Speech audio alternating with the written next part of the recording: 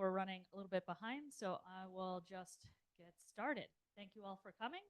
I accidentally am dressed like a professor and had no idea, or maybe I worked at Target. I'm not sure. But thank you all for coming. I really appreciate you being here to learn about students in open source and the OpenInfra University Partnership Program. So, where do we have to point? The other direction? Nope. Well, this is fascinating. Okay, that's fine. I'll use keys. Do it old school, which also is like, no. Hey, there we go. Okay. The clicker and We'll see. Okay. All right. We're good now. Okay. So a little bit about me. I am a senior upstream developer advocate at the Open Infrastructure Foundation. Basically, that means I have like at least a stack of 15 different hats that I wear. And my favorite of which recently is focused on universities. So I've been an open source contributor since 2015 on OpenStack, and I've been involved in the Kubernetes community as well since 2019. I have given talks at a lot of places, and I really like Doctor Who and Harry Potter and traveling to different places and running as well. So, all right. So, what is the UP? Well, the University Partnership Program is a collaboration between the Open Infrastructure Foundation and universities. All of this with the focus to get more students exposed to working on open source so that they're ready for the industry, and also to get them a lot of experience working on open source. And there are benefits for not only the open source community, but also the students and the larger ecosystem as well. And we have a web page. This is really exciting because I had like been building this whole idea for a long time, and we only just got this. I think it was June. So, some examples of our university partnerships. First off, we have Boston University. They have two different courses that they teach that we collaborate with. So one of them is the fundamentals of cloud computing, and that's more of like a mid-bachelor degree to end of bachelor degree course. And we've actually had students participate in not just OpenStack, but also Kata containers, which has been awesome to get more of our open infra projects involved in these partnerships. And they also run a senior design course, which is great because it's 2 semesters long. So students have even longer to work on their OpenStack or Kata projects. And Boston University is an associate member. We work towards common goals. I'm sorry, I'm kind of rushing through this. I have a lot of content. And the last time I did this talk, it was like 35 minutes, and I only have 20. So I'll just like not breathe instead. And I am going to try to leave room for questions at the end. So next up, we have Oregon State University. They have a very different model because they have a super awesome open source lab that actually runs an OpenStack cloud. So students are employed as interns in that lab, and they learn how to like orchestrate and run an OpenStack cloud. But then the faculty member that runs the lab also has those students work on contributing upstream. So I have 2 students working from that lab right now on the OpenStack SDK and the OpenStack CLI, which is awesome because that is a really nice place for them to get started contributing, but it also is very in line with operating and running an OpenStack cloud. And they, I also mentioned that they manage and operate that OpenStack cloud. They're also an associate member. And moving on to the next one. All of these relationships, I should note, are formed really organically, and I'll kind of talk about how we're working on formalizing a process for getting into this, because I am kind of the bottleneck right now. But I'll give a couple more examples before we get into that. At North Dakota State University, they have a capstone class, which is kind of similar to the senior design course that Boston University has, but it only runs 1 semester instead of 2. And they have had students work on Kata containers and OpenStack. Also, I thought it was interesting that local companies in North Dakota there are companies in North Dakota. It's not just a prairie. um, they submit projects for students to work on as well, but they're usually proprietary. So we see a lot of interest in our projects because they're open source, and those students can then go on to talk about it, put it on their resumes, and we try to also put students in all of our university partnership programs um, in contact with member companies that we have at the foundation so that they know a little bit more about like roles that are possible to move into after they graduate, and that you can be employed and work in open source. Because I think a lot of people think it's just like something people do in the evenings or on the weekends and isn't actually a full-time job. So they're also an associate member. We like partnering and recognizing our relationships with the universities that we work with. The one of the more recent universities I've been working with, not an associate member yet, someday, is Carnegie Mellon University. So the first year, I actually was put in touch very last minute, but I was able to get 6 OpenStack projects together for students to work on. And they were on a variety of different topics and actually overlapped a little bit with Kubernetes as well. So we had almost 30 students in that course working on OpenStack over the course of their like summer term. So that duration is shorter than a typical semester. So it was really, really hard to make actual concrete progress. But they still learned a lot of skills about communicating with a global community and like tooling and how development environments work. So they still got a lot out of the program. And then this summer, yes, we're in fall now.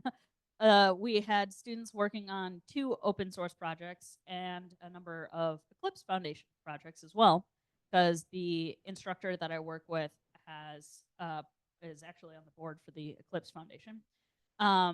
This was a really interesting version of the program because it was at a remote campus in Doha, Qatar. So that was a learning experience in a different way because we all know how complicated time zones can be. But our some of our Swift people were actually based in Australia, so they had overlap on one side of their day and then overlap on the other side of their day with other mentors. For all of these programs, I do encourage at least 2 mentors, just because it's a full-time job mentoring people, and all of these people that are volunteering to be mentors, they have their own full-time jobs. And I really, really appreciate everything that they do, and I don't want to burn them out. So I try to get multiple people working together, and I think that that encourages communication in a different way too, to not be interfacing with a single person. And I think that that's more realistic to the open source contribution experience in general. Oh, I have one more. Valencia College. We have the professor here in the room even. So he does a lot with internships. We historically have had like 1 or 2 students working together with a mentor or mentors. And usually it's a semester. And one of the things I really like that they do is they have to do a final presentation on what they learned and their experiences, what they were able to implement, because I think that that acts like it teaches them how to present and talk about things, which is a skill that I'm sure we all could benefit from learning a little bit more. But also, it then is a resource for me to show other universities what it's like for students and what they get out of it. And they are an associate member too. Thank you, Valencia College. But data, we like data. Everybody loves data. That's why we're here. Computers, numbers. I have been really happy to start like tracking how many students are going through these programs with the different universities. And it is awesome to see all of this OpenStack contribution, and Kata is growing too. I would really love to see our other projects involved as well, but I also don't want to push this mentorship onto the projects that aren't ready for it, because that makes for a bad experience. So that's why you only see OpenStack and Kata at this point. They are more established and are a little bit bigger communities than some of our other projects. So I think Starling X is interested, and Zool could definitely get involved as well. So hopefully that is how we will grow with regards to the numbers in the future, obviously by adding universities too. So, ooh, I have no idea what just happened. It like jumped to the end. Okay, here we go. So how do I get started? As I mentioned before, I'm the bottleneck in this. So right now, as I mentioned, most partnerships have formed organically, but I would really love to work on a formalized process and getting that embedded in our landing page. And I will also would really love to formalize associate membership as a part of that, because I think it's important to show off and promote how universities are invested in open source, and also help hiring companies and ecosystem companies recognize that students coming from those universities are probably going to have more exposure to open source than ones that are not, because that is incredibly valuable when it comes to skills that you develop as a student.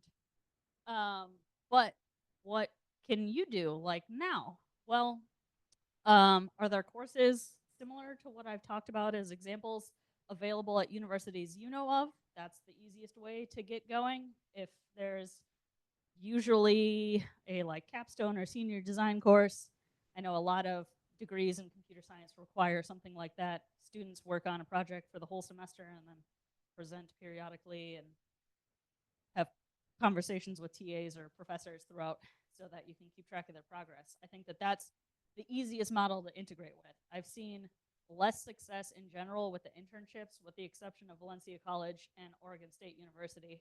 But there is a lot of difficult negotiation of like contracts and stuff. Like, is the student employed by the foundation? Well, no.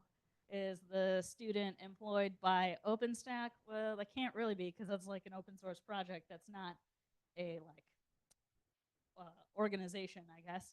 So unless there's like a career office that can help facilitate that, or some sub organization with the school, the easiest way to integrate is through a course. Ideally, more than one semester, but one semester is enough time to get going and actually make progress and make students feel like they've done something and been productive. So you can also do it yourself. Figure out there are lots of examples. There's lots of really good contributor guides for all of our projects, but obviously we have OpenStack established a little bit more variation in what you can leverage in your courses. But if you have any questions, I am happy to dive in, answer your questions. One thing I do want to note is I really want to keep growing this program. I really want to partner with universities outside the US. Not that I would ever say no to another university in the US, but I think that growing elsewhere in the world is going to help the ecosystem overall and a global understanding of open source. So I am very, very interested in any feedback about how I can better work with non-US universities. I'm not sure if they run their curriculums differently. I haven't been able to nail it down. So if anybody has experience going to school in a different country, that would be really helpful perspective as well. And one last thing I want to note is this free Libra open source software mentoring group that I have participated in. This resulted from a panel that I was on that was actually hosted by a university in California, UC Santa Cruz. They actually have their own open source program office. They're one of 12 universities that got a grant to build that, which I think is really, really cool. And basically, we just talk about mentoring and open source, not always specific to university contexts. There are a number of people involved in other like companies that do mentoring to try to get students into jobs, and a lot of the projects that they use are open source projects. So there's a lot of interesting perspective there. They did just decide when the next meeting is going to happen, and it is say November 15th or 16th, but feel free to join the Discord. It's open, and we have a mailing list as well. So, questions. Okay, I maybe have like 3 minutes for questions. Otherwise, you can come talk to me after. I think we're at a lunch break. I have business cards if you want to reach out at a later date as well.